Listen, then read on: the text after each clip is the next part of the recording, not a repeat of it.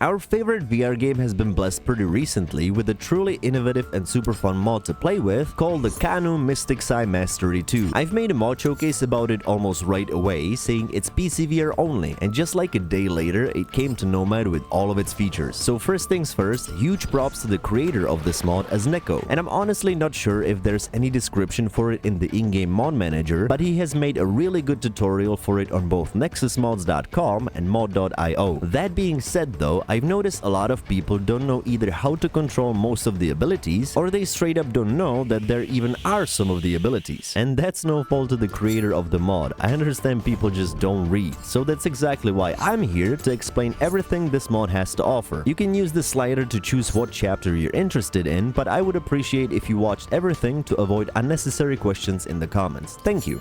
You can find the Sais in both Sandbox in its own section of the spawn book, or if you have cheats enabled in Crystal Hunt, you can spawn it through the Sandbox menu in the book right here. There are 7 different looking Sais to choose from, my favorite being this one with the hearts called Heart Eater. You can also grab the Sai in 3 different ways: pointy side up, pointy side down, and traditional. Upon throwing the Sai, press the lower trigger to recall it back to your hand. It's really fun and handy, and you can do so anytime you want. Once you've thrown the Sai somewhere, first press and hold the upper trigger and then press the lower trigger. You can use this ability to not only create really cool looking combos, but also to move around the map in the blink of an eye.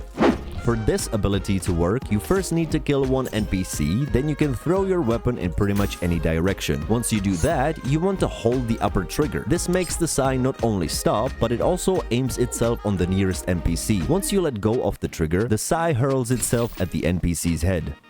All of the Sais have their own gravity imbue, so you don't need any spell unlocked. When you're holding it, just hold the spell wheel button and press the upper trigger. And if you want it to go away, press the same buttons once more. Once you have your Sai imbued with gravity, you can use it in the same way you can a magical staff. Point at an object or an NPC, then press and hold the spell wheel button to grab it and move it around, or just yeet it somewhere. If you stab a limb of an NPC with the Sai, you can press the upper trigger to tear the limb off. This is a neat detail that adds your brutal combos a little bit more oomph. When you're holding 1 or 2 Sais, you can hold the upper trigger to push you in the direction you're pointing towards, letting you either pounce on an enemy, quickly get around the map, or if you're using 2 Sais, you can use this to levitate as well.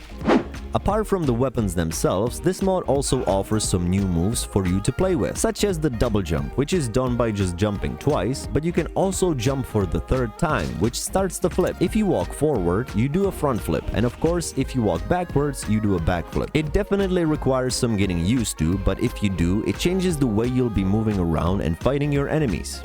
Once you get a kill, teleport, or imbue your Sai, you will hear a reactive voice line. You can toggle this function on or off in the mod settings, which is where we're heading right now. With a lot of abilities comes great responsibility, but also a lot of customizations. As I said before, you can toggle on or off the reactive voice lines, and you can choose exactly when you want to hear them or not. In this section, you can customize how many kills you need for the Seekin Sai to work, or you can just set it to 0 and enjoy an extremely overpowered ability. You can also set the probability of decapitation once the Seekin Sai hits an enemy. And here you can choose if you want to have the double jump or flips on or off. The most crucial thing to do with this mod is practice. This mod can transform the way you play and even view Blade and Sorcery, which is why there is a learning curve to this mod, but it's definitely worth your time. Huge thanks for watching, I hope it helped you guys out. Also huge thanks to my members, I don't say that enough. And now you can enjoy a short fight scene I've put together, and I'll see you in the next one.